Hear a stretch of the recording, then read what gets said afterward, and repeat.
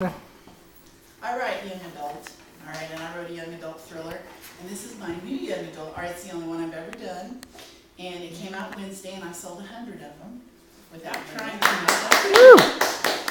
much. And well, I've sold 110 because my mom bought 10. So God bless mothers. that's right. And what this book is about is it takes place in a small town called Madison, Missouri, and my main character, I wanted to write books because I was a teacher. I wanted to write books for boys that they would also like, because there are some, but not as many as I thought there ought to be.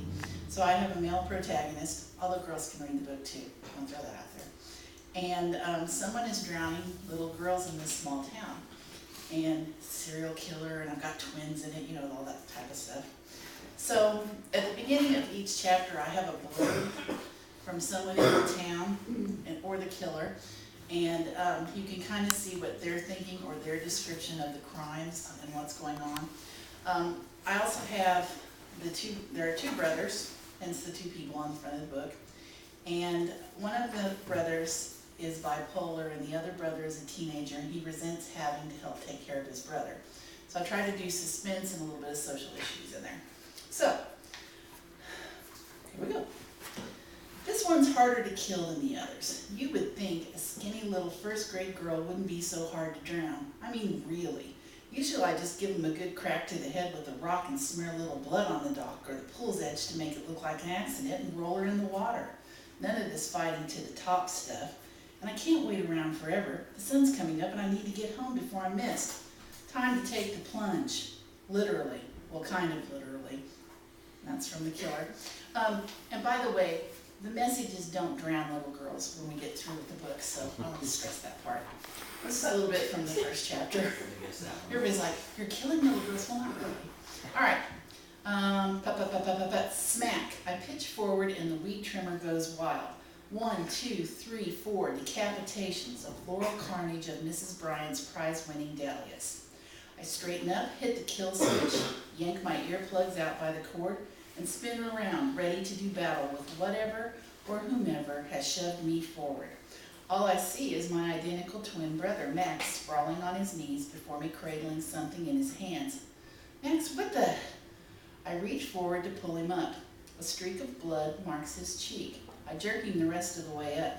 How could he get blood on his face while driving a riding lawnmower? The blade's on the bottom. Oh crap, Max, what? Oh no, tiny rivets of blood drip between the fingers of his cupped hands. I unclip the weed eater and toss it to the side. Probably not the best idea since it's an expensive investment for our lawn business, but panic does that. Frantic, I grab in the direction of Max's hands to search for the source of blood or possibly missing digits. He leans away. I'm sorry, Marty, I tripped. Where are you hurt, I demand, checking behind him to see if our old riding lawnmower is still upright. It is. It's not me, Marty. Let me see. I try again to force his hands open to see the wounds. I'm only 3 minutes older, but I always act as if I'm the guy in charge, and usually Max allows it. It's not my blood. It's a baby bunny. I ran over it.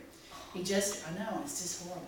He just, with his clasped hands and a few drops of blood fling toward me. What? I asked, still trying to count his fingers. It's a bunny. The others ran off, but Max's voice quavers. I cut this one with a mower blade. Max's dark hair, so much like my own, is plastered down on his forehead and hanging over his coffee brown eyes. It's already so steamy this morning, I'm not certain if the liquid glistening on his cheeks is sweat or tears from being soft-hearted when it comes to hurt animals. Well, crap, Max. I draw my hands back and wipe at the drops of blood on my jeans. A stupid rabbit? I thought you cut off your finger or a piece of metal from the mower impaled you. I rage with relief and repeat. Well, crap. Usually I'm pretty going, but fear brings out my mean side. Max waits until I get control of myself. After 15 and a half years as brothers, he knows I bluster when I get agitated. Then he says softly, there's a big cut on its side, Marty. Max peers fretfully down at his cupped hands. He opens them enough just so that I can see the bunny's tiny face peeking out, even as its blood drips to the ground. With its body shuddering and starts and stops, this panting bunny is the definition of pitiful. I soften. He's awfully small. He probably won't make it. I know. Max sucks in a ragged breath and gives me a look of hope. You know the kind of look. It's the one that puppies and little kids give someone when they believe you're just the person to make their dreams come true. The look that always makes my chest ache because I've learned that the world isn't all happy smiles, bright sunshine, or getting to use the action replay in all of your favorite video games. Too many bad things have happened to good people, like our dad. Okay, I'll stop there. But I do want to read one of my little blurbs where they're describing some of the things that happened in town, because I liked it because I got to use different character voices. So this is Francis. I was thinking Francis when I was thinking of you. Yeah, Florence Cobb, and this is not your mom. Concerned citizen. 7 weeks later, and that little cotton girl's killer is still not behind bars.